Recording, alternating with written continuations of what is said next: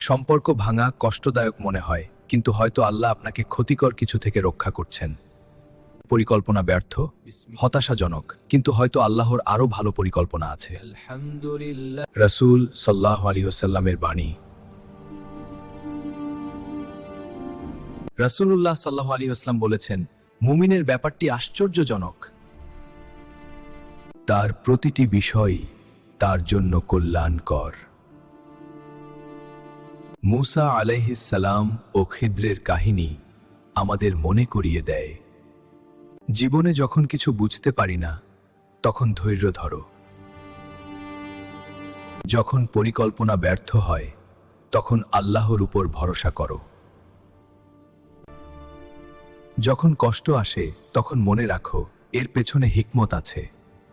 আল্লাহর জ্ঞান অসীম, আর আমরা জানি শুধু ততটুকু যতটুকু তিনি আমাদের শিখিয়েছেন। তিনি যাকে ইচ্ছা হিকমত দান করেন, আর যাকে হিকমত দেওয়া হয় তাকে প্রভূত কল্যাণ দেওয়া হয়। জাযাকাল্লাহু খায়রান। আল্লাহ আমাদের সবাইকে এই কাহিনী থেকে শিক্ষা নেওয়ার তৌফিক দিন। আমিন।